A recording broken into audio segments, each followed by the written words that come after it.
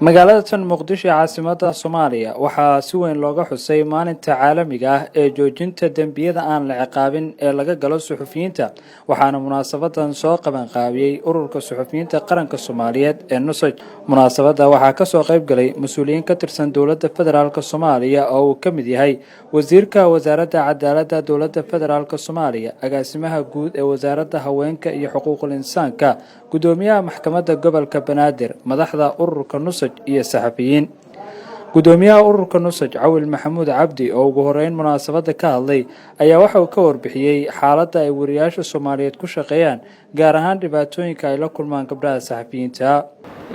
runtii waad ogtihiin annaga laftirkeenu maanta oo kale fursad qaali ah inoo tahay inaynu isku baraarujino in aynu sameeyno waxa la yiraahdo inaynu isbaraarujino isdhiirigelin annaga laftirkayga oo ah shaqooyinkan aanu hayno iyo taxadarka foojignaanta dheeriga ay nooga baahan yihiin oo ah inaynu mar walba nafteenna wax walba aynu ka horumarino kuna dadaalno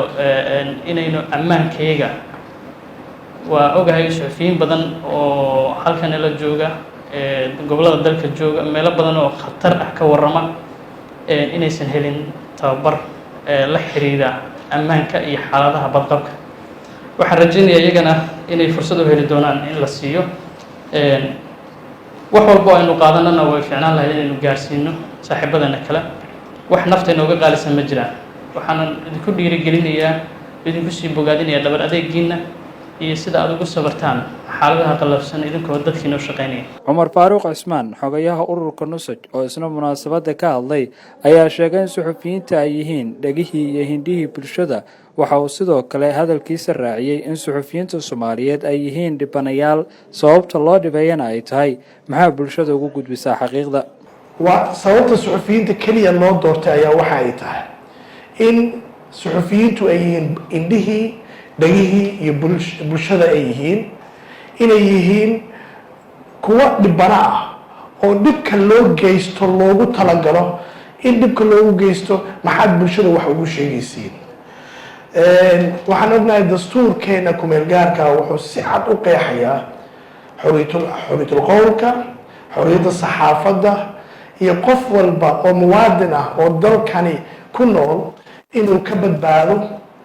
in la ugaarsado ama la dilo ama naftiisa khatar la geliyo waxyaabaha maanta annaga aan arkayno waxa ay tahay in dhibaateen loo geysanayo suxufiyiinta loo geysanayo muddadii 10 sano ahayd ee hadda aan soo dhaafnay waxaa dalka lagu dilay 55 suxufi baa lagu dilay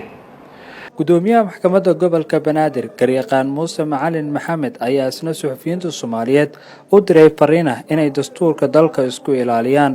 dastuurka waa inaad ugu yaraan wada akhrisid oo ogtahay waxa ku qoran ee aad iska dhigto meel ama waa inaad wadato si aad u fiirsato oo tiraahdo ani hadda waa lagu xadgudbaya maxaa yeelay waxa loo gifayaa qodobkan hubka haysataan waa dastuurka marka qodobka 18aad waxa lagu celceliyaa marka la isugu yimaado meelaha laga hadlayo xorriyadda laakiin waxaa dabrayo qodobka 38aad oo ka hadlayo xorriyadda ku xusan 18 haday cid xadgudub ku tahay waa laga joojinaa waxaan rabaa inaan hadlo saar rabaan hadlaa laakiin ani si ilaahay isma hadi kartid ugu dambeyn wasiirka wasaaradda cadaaladda dowladda federaalka Soomaaliya Xasan Xuseen Xaaji ayaa wariyaasha Soomaaliyeed ka codsaday inay dowladda mar walba ku wargeliyaan cidii dib u geysata si sharciga loo horgeeyo isla markaana loo mariyo ciqaabta ay mudan yihiin saxafiyiinta ay dhahaan intaasoo qof dhibaato loo geystay waa jirta dowladuna ay u sheegaan cidii u geysatana sharciga la horgeeyo cidda tacdiyaadka jinsiga sameynaysa la sheegayna in sidaas oo kale NGO-alka arrimahan soo sheegay naftooda in la xisaabtamo warkan ma jira mise ma jiro hadduu jiro aaw dadkaas la soo qabtee waxaan u baahanahay marka in aan ku shaqeyno hufnaan inaan ku shaqeyno isla xisaabtan inaan ku shaqeyno cid alla cidii saxafi ha ahaato muwaadin kale ha ahaato oo faldambiyeed lagu soo eedeeyana sharciga waxaa waaye wuxuuna siinayaa habraac mise maalina la hayni karaa yaa la horgeynayaa yaa iskale baaritaanka maxkamadiyaa la geynayaa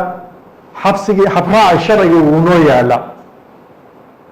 marka hufnaan iyo isla xisaabtan yaan u baahannahay